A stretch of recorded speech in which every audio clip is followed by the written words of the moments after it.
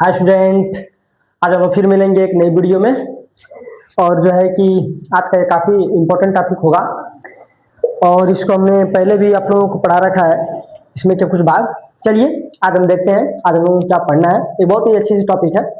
यहाँ पर लिखा हुआ है मानव मस्तिष्क के भाग, इसी को हमको पढ़ना है। इसके पहले हमने एक वीडियो दिया था जिसमें मैंने आप लोगों को बताया था मानव मस्तिष्क और उसके भाग, जिसमें मैंने मानव मस्तिष्क की बेसिक जानकारी दे दिया था, उसके कितने भाग होते हैं वो बता दिए थे और उसमें एक भाग का हमने जिक्र भी किया था। चलिए उसको देख लेते हैं आगे, उसको आगे हम आगे बढ़ाते हैं। यहाँ पर मानव मस्तिष्क के भाग। मानव मस्तिष्क के 3 भाग मैंने आप लोगों को बताया था। पहला था अग्र मस्तिष्क, दूसरा था मध्य मस्तिष्क और तीसरा था पश्च मस्तिष्क।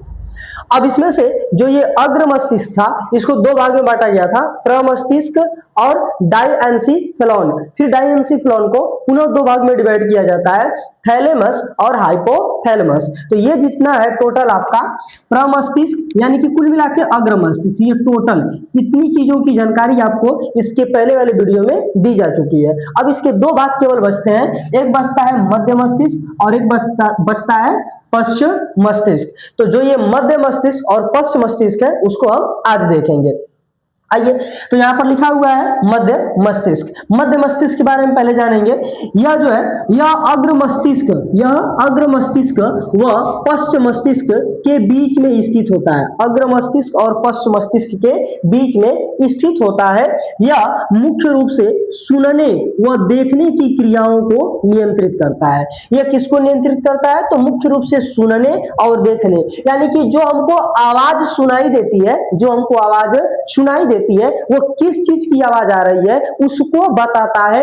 और जो हम चीज देखते हैं, जब कोई चीज, तो क्या चीज हमने देखा है उसकी जानकारी हमको ये देती है। जैसे मान लीजिए हम लोगों को ट्रेन की आवाज आ रही है, ट्रेन का हॉर्न बजता है तो हम पता कर दे ट्रेन बज रहा है। गाड़ी में ही मान लीजिए आवाज कौन सी है, 4 व्हीलर की है, तो हम पकड़ लेंगे 4 व्हीलर की आवाज है।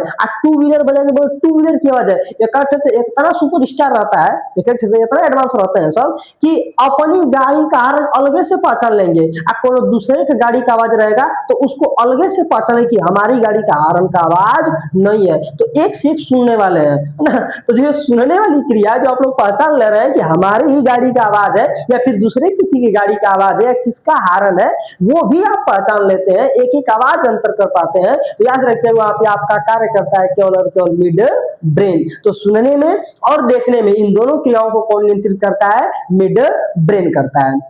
अब मिड ब्रेन बहुत छोटा सा टॉपिक था, ये खत्म हो जाता है। इसका दूसरा भाग मैंने लिखा हुआ है पश्चिम मस्तिष्क। तो चलिए पश्चिम मस्तिष्क को देख लेते हैं। पश्चिम मस्तिष्क को हिंड ब्रेन भी, HIND, ठीक है, हिंड ब्रेन बोला जाता है। पश्चिम मस्तिष्क हिंड ब्रेन बोला जाता है। ये जो पश्चिम मस्तिष्क होता है इसको जो है कि 3 भागों में डिवाइड किया जाता है। पहले को बोलते हैं पोन्स, दूसरे को बोला जाता है अनुमस्तिष्क और तीसरे को बोलते हैं मध्यांश। देखिए मध्यांश लिखा हुआ बहुत कम मिलता है, ज्यादातर मेडुला ऑब्लंगाटा लिखा हुआ बुक में आपको मिलेगा। तो इसकी हिंदी होती है मध्यांश। हम पहले जिक्र करेंगे यहाँ पर पोन्स के बारे में।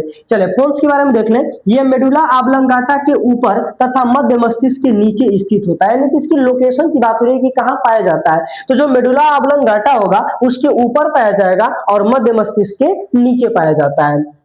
इसके बाद अगर बात करें कि ये कैसे क्या करता है, तो इसमें 2 प्रकार के न्यूरॉन्स पाए जाते हैं। एक होता है संवेदी न्यूरॉन और एक होता है चालक न्यूरॉन, यानी कि 2 प्रकार के इसमें न्यूरॉन्स पाए जाते हैं। और ये दोनों प्रकार के न्यूरॉन पाए जाने के कारण ये बहुत सारी क्रियाओं का नियंत्रण करता है। कौन सी क्रियाओं का नियंत्रण करता है? तो देखिए ये सबसे पहले लार श्रावण का नियंत्रण करता है। लार का मतलब होता है जो हम लोगों को मुख में लार आता है ना, थूक जिसको बोलते हैं लार, तो ये लार जो आ रहा है इसका भी नियंत्रण है कि कितना निकलना चाहिए, कब निकलना चाहिए। क्या हमेशा लार एकदम बहते रहे, हमारे बल्टी का बल्टी मुंह से निकलता रहे? ऐसा नहीं है ना। तो कितना निकले, कब निकले, उसका भी नियंत्रण होता है। तो वो कौन करता है? तो याद रखिएगा पोन्स करता है। तो मुख में लार का श्रावण कौन करता है? कंट्रोल पोन्स करता है। अगला इसे बताया जा रहा है आंसू का श्रावण।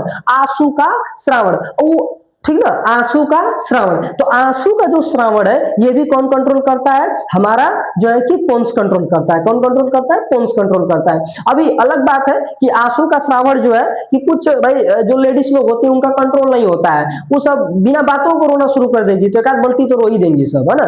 तो ठीक है, इस बात को याद रखिएगा। उन लोगों में जो पोन्स होता है लगता है कभी कभी धीरे काम करने लगता है, कोनो होती है रो देंगे सब।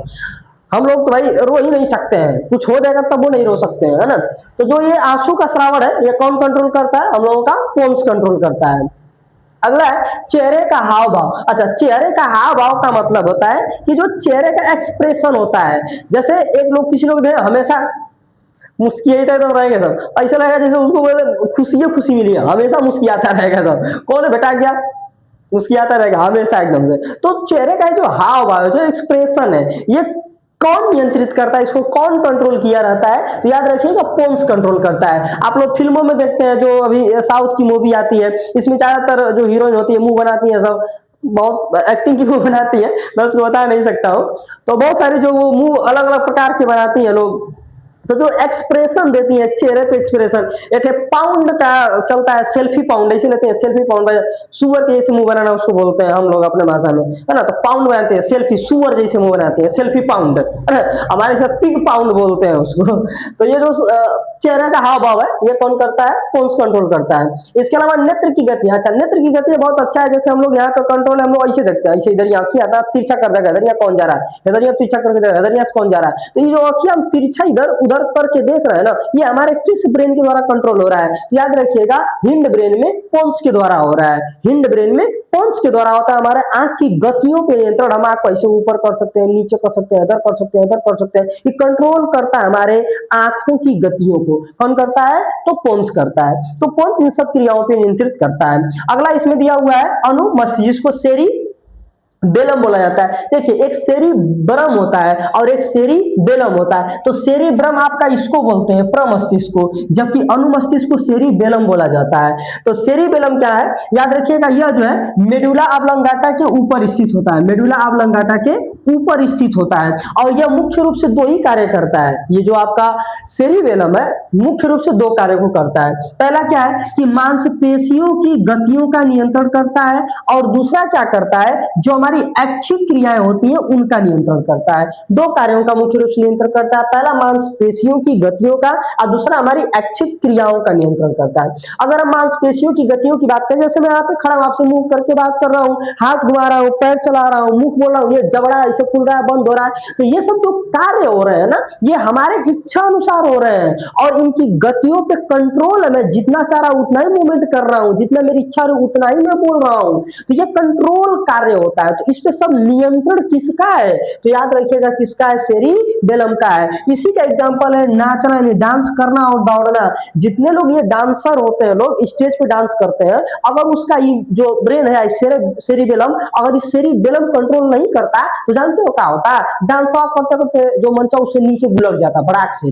तो ये जो कंट्रोल है वो कौन करता है, तो याद रखिएगा अनुमस्तिष्क सेरिबेलम करता है। दौड़ता है, रनिंग 1600 मीटर ना भर्ती होती है, 1600 मीटर दौड़ना है, इतना मीटर दौड़ना है, तो ये जो दौड़ने वाली भर्ती, इतना मीटर टारगेट माइंड में पहले फिट हो जाता है, भैया इतना दौड़ना है तेजी के साथ, तो उतना मिनट में वो दौड़ लेता है। तो दौड़ता है तो उसकी भी अच्छी क्रिया है कि हमको उतना ही दौड़कर रुकना है सबसे पहले। तो ये जो क्रियाएं हैं जिसपे कंट्रोल है, ये कौन करता है, तो याद रखिएगा अनुमस्तिष्क करता है, ठीक ना। और डांस महोदय लोग तो भाई पूछना ही नहीं है कि उनका किनका कितना कंट्रोल होता है, पैर इधर घुमाएगा, इधर ही कमर हिलेगी, इधर ही हिलेगा, तो पूछना नहीं, वो बहुते कंट्रोल रहता है। तो सबका कमाल यही करता है, कौन, सेरिबेलम करता है। अगला देख लेते हैं। देखिए यहाँ पे मैंने पहले ही बता रखा था, इसको हिंदी में मध्यांश बोलते हैं, जबकि इंग्लिश में मेडुला ऑब्लंगाटा बोलते हैं, मेडुला ऑब्लंगाटा बोलते हैं। तो इसके बारे में देख लेते हैं, ये भी काफी इंपॉर्टेंट है। तो इसके बारे में पहले याद रखें कि यह मस्तिष्क का सबसे निचला शंक्वाकार भाग होता है, यानी हमारे मस्तिष्क के सबसे यहाँ पर एकदम ये नीचे पाया जाता है, यहाँ पर एकदम नीचे पाया जाता है, और शंक्वाकार, शंक्वाकार शंख के आकार का होता है, ये शंक्वाकार होता है। यह किस पे नियंत्रित करता है, तो हमारी अनैच्छिक क्रियाओं पर। देखिए ये ऐच्छिक क्रियाओं पर नियंत्रण कर रहा था, और ये अनैच्छिक क्रियाओं का नियंत्रण करता है। अनैच्छिक का मतलब होता है जो हमारे इच्छा के विरुद्ध हो, जो हमारी इच्छा के विरुद्ध हो, मतलब हम चाहे ना लेकिन फिर भी वो क्रिया हो, उसको अनैच्छिक क्रिया बोलते हैं। यानी वे क्रिया जिसपे हमारा नियंत्रण नहीं होता है उन्हें अनैच्छिक क्रिया कहते हैं। तो उनपे नियंत्रित करता है। जैसे छींकना, हम कभी चाहते नहीं कि छींक आ जाए, लेकिन भरी मीटिंग में रहे आ गई कि नहीं छींक, तो 2 मिनट के लिए तो रुक ही जाएगा, भाई रुक, आ गई छींक, तब छींकेगा तो 2 मिनट के लिए रुका रहेगा। अगर मान लीजिए खांसना, खांसी भी आ गई तो कतनो जो है कि घर में जेठ साहब रहे और खांसी आ गई तो खांसना ही पड़ेगा। तो खांसी आ गई, उल्टी हो गया, पलक का झपकना हो गया।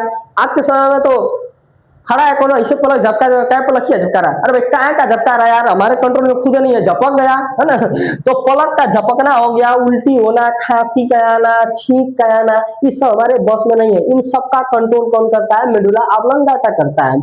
इसके बाद हृदय की गति का, हार्ट की गति को हम लोग कंट्रोल कर सकते हैं। हम लोग चाहिए भाई हट साहब ऐसा है तो रुक जाओ, आज मत धड़कना है, आज आराम कर लो, तुम थक गए हो, कल धड़कना है, ऐसा कब होगा? कबो नहीं। तो ये कौन कंट्रोल करता है? मेडुला ऑब्लोंगाटा करता है। हार्ट की गति को हम कंट्रोल नहीं कर सकते, अनैच्छिक है। श्वास की गति, सांस लेने का दर है ना, इस पे भी हम कंट्रोल नहीं कर सकते। कौन अभी कमेंट करेगा कि सर जी हम तो 2 मिनट तक सांसिया रोक लेंगे ऐसे ही। अगर आप 2 मिनट रोक पाओगे उसके बाद रोकोगे तो तुम ही रुक जाओगे जिंदगी भर के लिए, है ना। तो ये जो है कि श्वसन क्रिया भी हमारे बस में नहीं है, ये भी अनैच्छिक क्रिया है, इन पे ये कंट्रोल करता है। रक्त दाब, रक्त दाब में ब्लड प्रेशर, इसमें भी ये कंट्रोल करता है। हिचकी, हिचकी जानते हो? हिचकी बहुत अच्छी चीज है।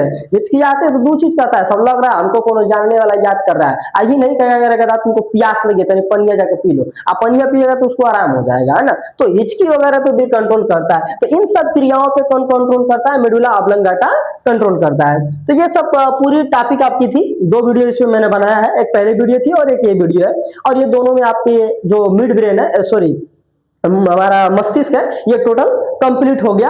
अब याद रखिएगा ये काफी इंपॉर्टेंट टॉपिक मैंने बताया था, इसके बाद मैं बस वही इंपॉर्टेंट टॉपिक ही लेकर चल रहे हैं, ठीक ना।